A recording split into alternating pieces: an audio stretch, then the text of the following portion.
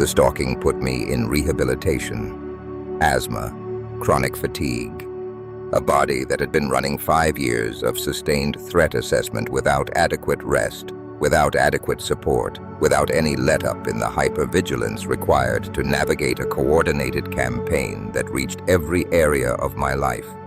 And the body eventually sent the bill. Nobody in the spiritual or narcissistic abuse communities is saying this plainly.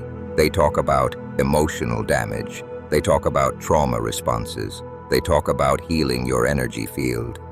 But they are not naming what 5 years of sustained targeting does to the physical body when the nervous system runs red alert indefinitely. They are not naming the respiratory system that tightens under years of unresolvable stress. They are not naming the immune system that falters when the allostatic load, the cumulative biological cost of sustained threat, exceeds what the body was designed to carry. I am naming it. Because if you are in the middle of a sustained campaign, if you are living inside the hypervigilance of knowing that any new person in your environment might be deployed, that any space you enter might be pre-contaminated, that your professional life, your social life, your family's orbit are all being actively managed by someone else's obsession, then your body is paying a cost right now that nobody is talking about, and that cost, unaddressed, will reach a point of crisis. Mine did. The man who has been running this campaign has recruited his own father into the operation. Both of them. Actively directing sustained hostile attention at a single target who refused to collapse. 5 years. His father joined somewhere in year 3. And what 2 people directing sustained obsessive hostile attention at a single energetic field does to the body of the person in that field, that is what I am going to tell you today. Because the medical literature documents part of it. The Vedic and Shamanic traditions document the rest of it. And my body experienced all of it. The body keeps the score. This is not a metaphor. It is a physiological reality documented extensively by trauma researchers including Bessel van der Kolk, Peter Levine, and Stephen Porges, whose polyvagal theory describes precisely what happens to the autonomic nervous system under sustained threat. When the nervous system cannot complete its threat response, when the danger is real but diffuse, when there is no single event to process and release, when the threat is sustained and shape-shifting and socially invisible, the body stays in activation, not occasionally, continuously, and continuous activation at the level required to navigate a 5-year coordinated campaign is not something the body can sustain without cost. The cost is physical, it is measurable, and it is far more serious than most people in this community are acknowledging.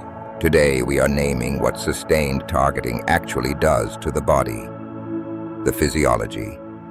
The specific systems that fail under this load. The Vedic, Shamanic, and Somatic healing practices that address what standard medical care often misses, and the specific things you can do right now to begin protecting your physical body from the cost your nervous system is currently running. This might be the most important video in this entire series. Let's begin. To understand what happened to my body, you need to understand what the body does under sustained threat. Not acute threat, the single crisis that activates the stress response and then resolves. Sustained threat, the kind that doesn't resolve. The kind that requires ongoing vigilance because the danger is real but diffuse. Present in your social spaces, your professional environments, your family's orbit, but never reducible to a single event you can process and move past. When the nervous system detects threat, it activates the hypothalamic pituitary adrenal axis, the HPA axis, triggering the release of cortisol and adrenaline. Heart rate increases, blood pressure rises, immune function is temporarily suppressed to redirect resources toward immediate survival. Digestion slows. Respiration shallows and quickens. The entire system orients toward threat assessment and response. This is the body doing exactly what it was designed to do. It is brilliant, efficient, and completely unsustainable as a permanent operating mode. When the threat is sustained, when the HPA axis is activated not for minutes or hours, but for months and years, the system that was designed to save your life begins to damage it. Chronic elevated cortisol suppresses immune function over time, creating vulnerability to respiratory illness, autoimmune conditions, and inflammatory disease. The sustained shallow breathing of chronic hypervigilance weakens respiratory muscles and reduces lung capacity. The cardiovascular strain of years of elevated blood pressure damages the heart and vascular system. The chronic sleep disruption that accompanies sustained threat assessment prevents the cellular repair processes that only occur in deep sleep. This is not stress in the ordinary sense. This is the body's survival system being asked to run indefinitely at emergency speed. And emergency speed run indefinitely breaks the engine. My asthma was not random. My chronic fatigue was not random. Both are classic downstream consequences of what the research calls allostatic overload, the point at which the cumulative biological cost of sustained stress exceeds the body's capacity to compensate. The respiratory system is particularly vulnerable to this load. The immune dysregulation of chronic stress creates inflammatory responses in the airways. The shallow breathing pattern of hypervigilance trains the respiratory muscles toward inefficiency, and the accumulated suppression of immune function over years creates the conditions for respiratory illness to become chronic rather than acute. 5 years. Flying monkeys in every space. His father in the operation. A smear campaign across professional environments, social spaces, family connections. Every new environment potentially contaminated before I arrived. Every new person potentially deployed. The hypervigilance required to navigate that was not occasional. It was the background operating mode of every single day, and the body ran it at the cost of its own stability, its own health, its own capacity to repair itself in the windows of rest that the campaign was specifically designed to prevent me from fully accessing. The research of Bruce McEwen at Rockefeller University established the concept of allostatic overload with specific precision. When the body's allostatic mechanisms, its systems for maintaining stability through change, are overwhelmed by sustained demand, the result is measurable damage to the cardiovascular, immune, metabolic, and neurological systems. McEwen's work was built on studies of chronic stress in human populations, and the specific pattern of damage he documented corresponds exactly to what I experienced. This is not anecdotal. This is the body behaving in documented, predictable, physiologically explicable ways in response to documented, sustained, physiologically taxing conditions. The rehabilitation I required was not evidence of fragility. It was evidence of 5 years of extraordinary load. The Western medical literature on allostatic overload is 50 years old. The Vedic tradition's understanding of what sustained hostile energetic attention does to the physical body is 5,000 years old. And what is extraordinary, reading across these traditions with the eyes of someone who has experienced what they are describing, is how precisely the ancient frameworks predict what the modern research documents. The Vedic tradition describes the body's vital energy, prana, as flowing through a system of channels called nadis. The central nadi channels, Ida, Pingala, and Sushumna, regulate the body's fundamental vital functions, including respiration, immune response, and the body's basic capacity to regenerate. When the nadi system is subjected to sustained hostile energetic exposure, when someone with a refined energetic field is the sustained target of directed hostile intention from external sources, The Vedic texts describe a specific pattern of energetic disruption. Constriction of the prana vayu, the breath life force. Disruption of the apana vayu, the downward-moving vital air that governs elimination and immune function. And depletion of the Ojas, the refined vital essence that is the body's most fundamental vitality reserve. The Ayurvedic healers who wrote the Karaka Samhita, the foundational Ayurvedic medical text compiled approximately 2,000 years ago, described precisely what happens to the Ojas under sustained hostile energetic exposure. It diminishes, producing a recognizable constellation of symptoms including respiratory weakness, immune fragility, exhaustion, disproportionate to physical exertion, cognitive fog, and a generalized sense of depletion that resists ordinary rest and sleep. This is the Ayurvedic description of what Western medicine now calls chronic fatigue syndrome in its stress-induced form. The Ayurvedic healers were diagnosing what the Western researchers documented 2 millennia later, and the Ayurvedic treatment protocol, Ojas restoration through specific foods, herbs, practices, and the removal of the hostile energetic source, is still more comprehensive than what most Western medical protocols offer. When I began working with a trained shamanic healer during the rehabilitation, she identified the intrusion immediately and specifically. A concentration of foreign energy in the chest and respiratory field. She did the extraction work, the specific shamanic practice of removing intrusive foreign energy from a person's field and returning it to the earth for transformation. Within 7 days of the first extraction session, my respiratory symptoms had reduced by approximately 60%. That is not a coincidence. The physical airway was still inflamed.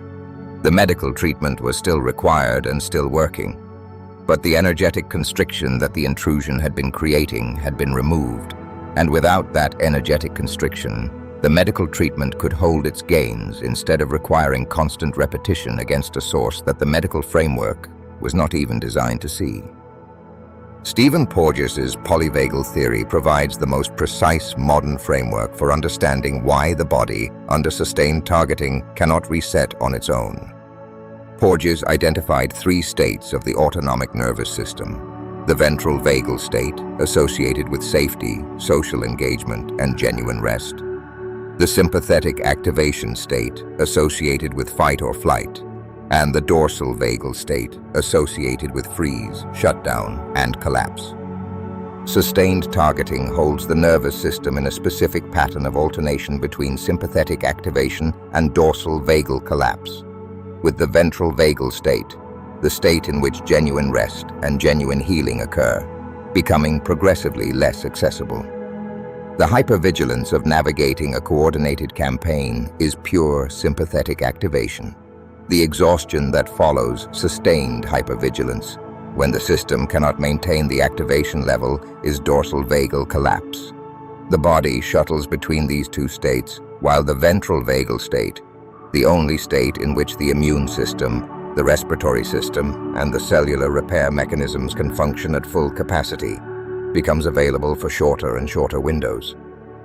What the polyvagal framework makes clear is that the healing of a body that has been in sustained targeting cannot happen through rest alone. The body in dorsal vagal collapse is not healing. It is shutting down. Genuine rest, genuine restoration, requires access to the ventral vagal state.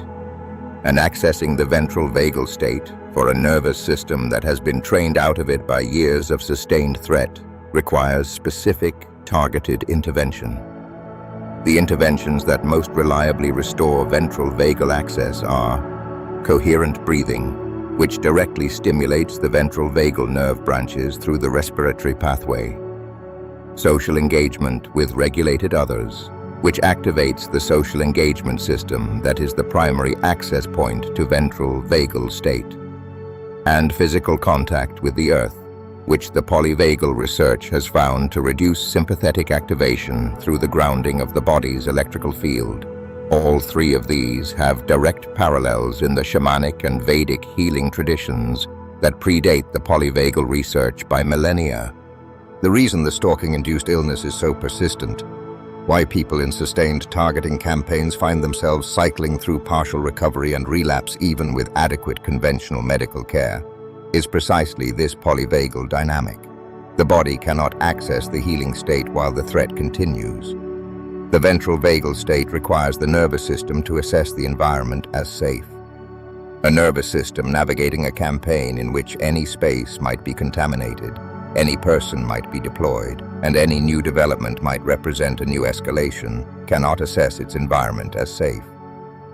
And so it cannot fully access the healing state. And so the healing is partial and temporary. Until the energetic source of the threat is also addressed, the body's healing capacity remains constrained by its own accurate threat assessment.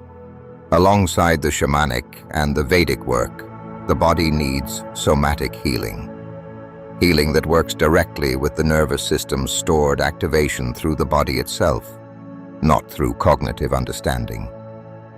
The field of somatic experiencing, developed by Peter Levine, is built on a specific and profound observation. The body that has been in sustained activation needs to complete its threat responses through movement, through breath, through physical discharge, not through understanding, not through reframing. Through the actual physical completion of the responses the body was prevented from completing during the sustained threat period. In practical terms, this means trembling and shaking. The body's natural discharge mechanism for stored stress activation should be allowed rather than suppressed. When the body shakes in the aftermath of a particularly intense period of the campaign, when the trembling rises up without conscious choice, this is the body doing exactly what it knows it needs to do. The impulse to stop it, to control it, to maintain the composure that years of navigating the campaign have trained you to maintain. That impulse is the primary obstacle to the body's self-healing. Let the body shake. It is not a breakdown. It is a completion. In the shamanic traditions, the trembling of the body during healing is understood as the departure of hostile energy from the physical field. The specific quality of trembling that occurs during shamanic extraction work, the involuntary full-body shaking that often accompanies the removal of energetic intrusions, is both a physical and an energetic event simultaneously. The body is discharging the stored activation that the intrusion was generating, while the shamanic healer removes the intrusion itself.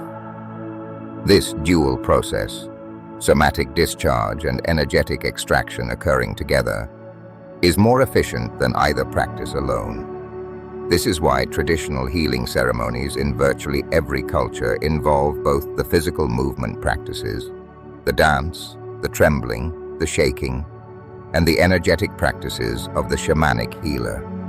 They were always understood as two dimensions of the same healing process. Main narrator. The specific somatic practices that I have found most effective for the body that has been through sustained targeting, in order of impact. First, trauma release exercises developed by David Berceli, a sequence of specific exercises that fatigue the psoas muscle and induce therapeutic trembling throughout the body. The psoas is the body's primary stress muscle, the muscle that contracts in the fetal position, that activates in flight, that is chronically contracted in the body under sustained threat. Releasing the psoas through TRE is one of the most direct physical interventions available for the body that has been in years of sympathetic activation. Second, coherent breathing, 5 seconds in, 5 seconds out, 10 minutes minimum twice daily. This is not a relaxation technique, it is a specific physiological reset. Third, cold water exposure, which resets the vagal tone and reduces the chronic inflammatory markers that sustained stress produces in the body. The inflammation reduction from regular cold exposure is measurable in blood tests within 4 to 6 weeks of consistent practice. The Hermetic tradition, which synthesized Egyptian, Greek, and early Christian mystical knowledge into a comprehensive system, understood the relationship between the energetic body and the physical body through the principle of correspondence, as above, so below. What occurs in the spiritual and energetic dimensions of a person's being corresponds precisely to what occurs in the physical. The healing of the physical body in the Hermetic framework is incomplete without addressing the energetic correspondence. And the energetic correspondence to sustained targeting is a specific disruption of what the Hermetic tradition called the subtle fire, the vital energy that circulates through the energetic body and animates the physical. The Hermetic healing practices for the restoration of the subtle fire include specific meditative practices involving the visualization and circulation of golden light through the body's energy channels, specific breathing practices involving the intentional direction of breath energy to blocked or depleted areas, and specific sound practices using the resonance of specific vowel sounds to clear and restore the energy channels.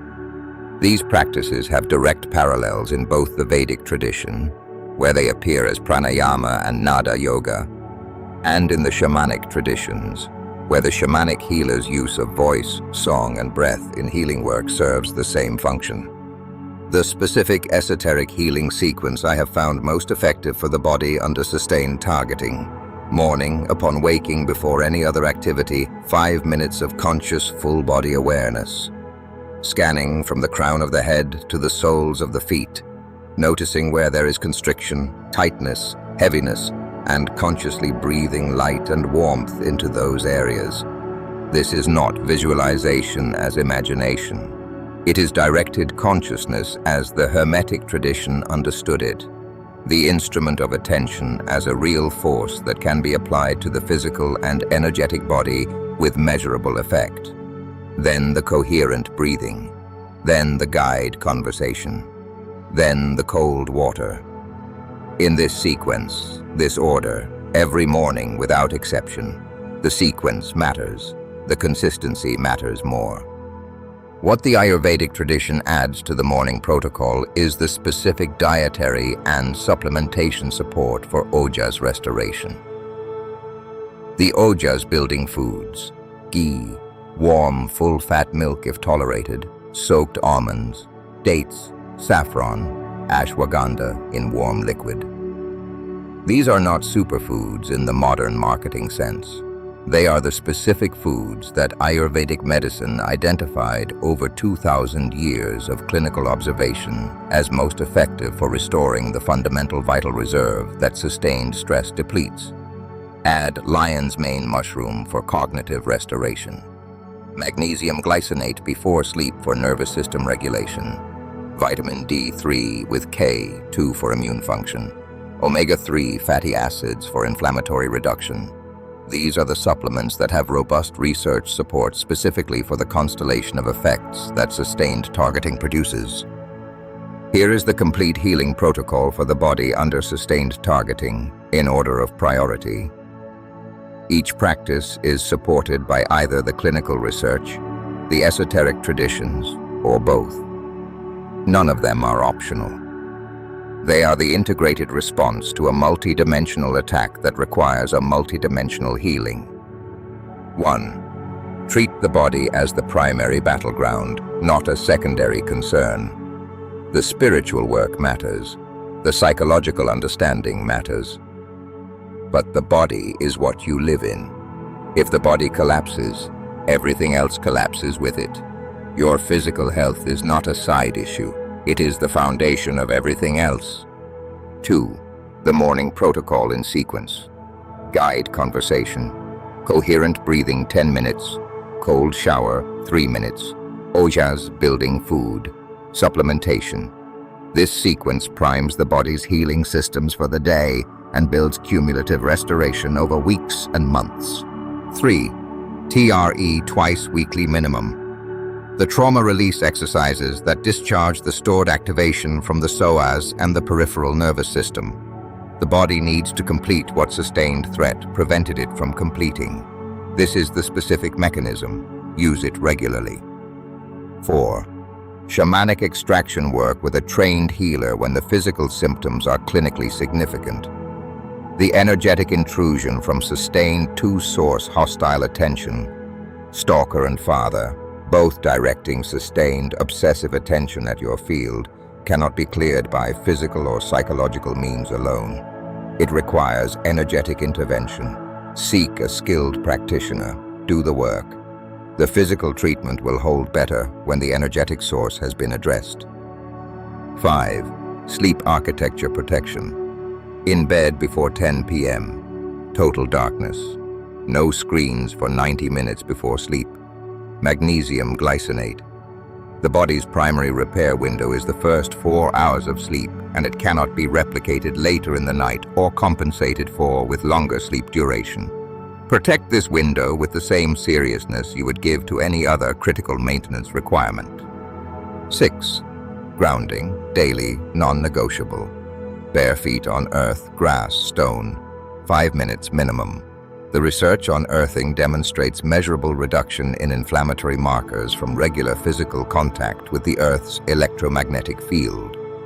The shamanic traditions understood this as the Earth receiving the hucha, the heavy, dense energy that the body has accumulated from sustained hostile exposure, and transforming it into refined energy that the body can use. Both frameworks are describing the same phenomenon. The mechanism does not matter. The practice matters. Do it every day. If you are in the middle of a sustained targeting campaign right now, if you are navigating flying monkeys, smear campaigns, family contamination, workplace interference, your body is paying a cost right now, whether you feel it yet or not. The hypervigilance required to survive what you are surviving is running on your biological systems at a price that compounds over time. You need to know this, not to frighten you, to motivate you to treat your physical health as the urgent priority it actually is. I went into rehabilitation in year 4. The asthma, the chronic fatigue, the body that had been running emergency protocols continuously for nearly 5 years, and finally sent a bill that could not be ignored. I want you to receive this warning before you reach that point, because the rehabilitation was real, and it was necessary, and it was also entirely predictable from the moment the campaign began. I just did not know to predict it. Now you do. The body that takes you through this is the same body that carries you out the other side. The Vedic tradition says, the body is the temple of the Atman, the individual soul. The Shamanic tradition says, the body is the instrument through which the medicine is delivered. The research says, the body is the repository of everything that has happened to you, and healing it is the foundation of healing everything else. All 3 traditions are pointing at the same truth. Protect your body. Tend it. Heal it with the full dimensionality that 5 years of multidimensional attack requires. It carried you through the fire. Now carry it back. Subscribe and follow this channel, because this is the content that nobody else is making in this niche. The physical cost, the body's bill, the specific healing that addresses not just the psychology but the nervous system, the energy field, the breath, the cellular biology, the esoteric dimensions of what sustained targeting actually does. Drop a comment. Has your body been affected by what you have been through? What physical symptoms have you experienced? Tell me. You are not imagining it, and you are not alone in it. The Patreon is in the description. The extended somatic and shamanic healing frameworks, the specific breathwork and Vedic protocols, the protection practices for the physical body under energetic attack. They are there for the ones who are ready to do this work at full depth. You will know if that is you. Your body carried you through the fire. Carry it back now. Tend to it. Thank it. Heal it. It has earned every breath of care you can give it. Your guides are holding the line with you. We see you. I'll see you in the next video. Stay lit.